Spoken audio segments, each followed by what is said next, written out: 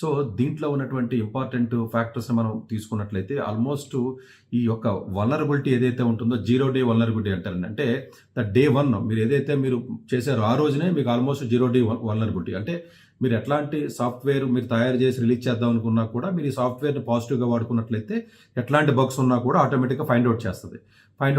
Almost దీనికి solutions కూడా ఈ బగ్స్ ఉన్నప్పుడు సొల్యూషన్ కూడా మీకు ఉంటుంది. అంటే ప్రాజెక్ట్ గ్లాస్ వింగ్ అంటారండి. ప్రాజెక్ట్ గ్లాస్ వింగ్ ఏదైతే ఉంటుందో ఆల్మోస్ట్ మీకు సొల్యూషన్ ఇమీడియట్గా సాల్వ్ చేసేస్తుంది. కానీ ఇదే మైథోస్ సాఫ్ట్వేర్ ప్రస్తుతానికి ఒక 40 కంపెనీస్కి వాళ్ళు ఇవ్వడం జరిగింది టెస్టింగ్ సంబంధించి.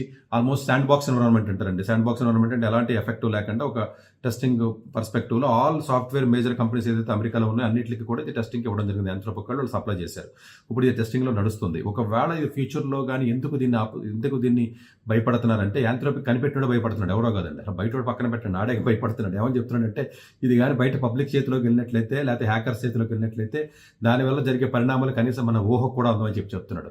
అంటే ఎన్నో సంవత్సరాల నుంచి ఉన్నటువంటి సెక్యూరిటీ రిలేటెడ్ ఆస్పెక్ట్స్ను కూడా ఎన్నో వందల మంది సాల్వ్ చేయలేని చేస్తున్నటువంటి విషయాలను కూడా చాలా అవలేలుగా ఇది చేయగలుగుతుంది అన్న విషయాన్ని చెప్తున్నారు. సో ఇది టెక్నాలజీ మరి ఎందుకు కనిపెడుతున్నారు, లేకపోతే దీన్ని మరి ఇబ్బంది ఉందని వాళ్ళే చెప్తున్నారు.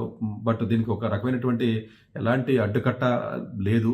సో డెఫినెట్గా ఇది ఒక more powerful than the GPT model వేరండి. ఇప్పుడు దాకా ఉన్న జీపీటీ మోడల్స్ ఏదైతే ఇప్పుడు క్లాడ్ ఓపస్ 4.6 తీసుకోండి, జీపీటీ 5.4 తీసుకోండి, లేదా జెమినీ 3.1 ప్రో తీసుకోండి. ఇప్పుడు జెమినీ ఉందనుకోండి, జస్ట్ డేటా కానీ ఇమేజ్ కానీ వీడియోస్ ఉంటాయి. జీపీటీ అంటే అన్నిటికీ ఉంటాయి అనుకోండి. క్లాడ్ తీసుకున్నట్లయితే రీసెర్చ్ కానీ లేకపోతే ఇట్లాంటి కోడింగ్ రీసెర్చ్ ఇదంతా ఉంది.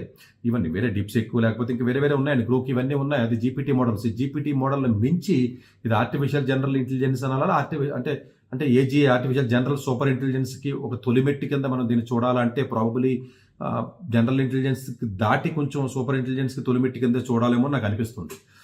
సో డెఫినెట్గా ఇది ఏదైతే ఉందో ఇది కోడింగ్ కానీ కాంప్లెక్స్ రీజనింగ్ చేస్తుంది, లేకపోతే మల్టీ టాస్కింగ్ స్టెప్స్ కానీ క్రియేటివ్ టాస్క్ కానివ్వండి, మొత్తం ఎన్ని జనరల్గా ఉన్నటువంటిది ఏదైతే ఉన్నాయో ఎలాంటి సెక్యూరిటీ రిలేటెడ్ ఆస్పెక్ట్స్ ఏవైనా కూడా అన్నింటినీ కూడా ఛేదిస్తుంది.